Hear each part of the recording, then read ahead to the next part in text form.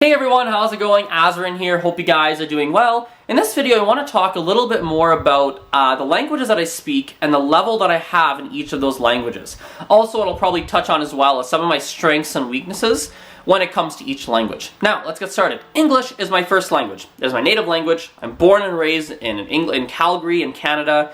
So I've essentially spoken English basically since I was born. I do not struggle in it. It's comes quite natural to me. I think my English, when you look at my overall level, I think I'm probably, one of the things I'm really happy with is that I can operate in an academic environment as well, which is not something that every single native speaker can say. So I can actually write a 20-page paper in English on a given topic. I can read academic journals and understand what I'm reading. I can do a lot of that. I can give presentations in an academic setting, in a professional kind of business setting. I can do a lot of that, and I'm quite comfortable in those environments. So I'm very proud of that fact. On my English, there's not really a ton that I want to say, so let's move on to French. French, I've spoken for, essentially, it's a language I've spoken for, I guess you could say it's the second longest, I guess you could say that, essentially since I was 5 years old. My mom put me in a French school, so I did all of my education, or most of my education in French instead of in English. So I'm quite fluent in it. As you guys know, I spent a decent amount of time in France. Very, very comfortable in French. I think overall, if you're to look at my weaknesses when it comes to French, first and foremost, I think when you go very narrow into a specific topic, my vocabulary will tend to fail me. For example, I know how to say car. I know how to say like some of the basic parts of a car, like steering wheel, clutch, the gas pedal, the brake, the gear shift, maybe the seats. But if we're going like into under the hood, like you open up the hood of the car and you're looking at the parts of the car on the inside, now I'm not quite as knowledgeable, right? And same thing, like even in a house, if we look in a house, I know how to say house, chair, table, kitchen, all that. But if we go into like a window and we go like window frame, windowsill, like the window tracks, and you start to go really narrow into that topic of windows, I don't necessarily know all of that vocabulary. So that's kind of one of the weaknesses I have when it comes to French. Also with French, I've not been in a French environment, aka in France or anything like that, in quite some time, meaning two things. Number one, I will sometimes doubt myself if people ask me questions because it's been a long time since I've really been in that environment. And not only that, I also am not aware of some of the more newer, call it, expressions or informal colloquialism, informal things. I'm not quite as aware about them because, again, it's been so long since I've been in France or in a French environment. So that's a little bit about my French. Let's now move on to Spanish. Spanish I've spoken for about 8 years now. 8 years? Yes, roughly 8, almost 8 or 9 years actually, so I've been quite some time. I started in high school, I was 17 years old roughly, maybe 16 even. Anyway, high school is when I started.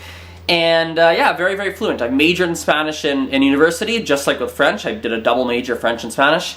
I feel very comfortable in it. I think overall, if you're to look at, kind of the gaps that I still have and some of the things that I still need to work on when it comes to Spanish, I think there's certain nationalities of Spanish-speaking people that I still really struggle to understand because I don't have a lot of experience listening to them, right? For instance, Cubans. I don't have a lot of experience listening to Cubans or people from the Dominican Republic, a lot of the island kind of places. Weirdly, even from Spain, I don't actually have a lot of experience hearing them. I understand them no problem, but interestingly, when I watch movies in Spanish, I find that a heck of a lot more challenging than when I watch movies in French, because I'm more used to that accent in French than I am the Spanish accent from Spain, which is what a lot of movies tend to have. Not all movies, but a lot.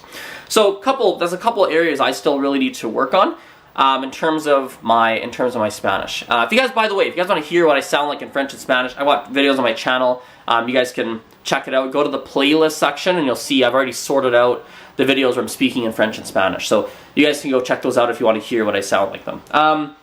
Let's jump into Gujarati. Gujarati is, I guess technically speaking, Gujarati is my native language. Technically it's my first language because that's what I spoke growing up. And Gujarati, I have roughly an intermediate level, so it's not like my English, French, Spanish, where they're very, very, very fluent and very high level. My Gujarati is quite intermediate. My family speaks a little bit of a different dialect that Yeah, a little bit different dialect, so it's not necessarily considered a super standard dialect per se. So everyone understands when I speak, but it is a little bit different, and I don't know how to speak the super standard dialect. I've been corrected on my pronunciation by the people that have a more proper dialect, definitely been corrected before. And I cannot read and write. I mean, I can do a little bit, not really, but like basically nothing. My vocabulary is quite poor in Gujarati. My grammar is not bad, but I do make grammar mistakes when I speak, so Gujarati really has a lot of room to improve. If you're to look at my overall level, it's probably at a B1, roughly. Except the things that I know, I'm very comfortable using them because, again, speaking in Gujarati comes just as, the words that I know and the terms that I know come just as naturally to me in Gujarati as they do in like English, French, or Spanish. The problem is there's a lot of things I don't know, which puts me in situations where I'm kind of stuck. So that's a little bit about my Gujarati. It's definitely a language I'm going to be working on. I do want to bring that up to kind of a native fluency or near native fluency. Last but not least, Chinese. Actually, I'll probably try and talk a little bit in Chinese. I'll put some subtitles for you guys, because I realize it's been a very long time since I've actually spoken in Chinese in a video, and I think my level has changed from when I was in China, last year basically. So, 我会说中文，现在我觉得我有中级水平。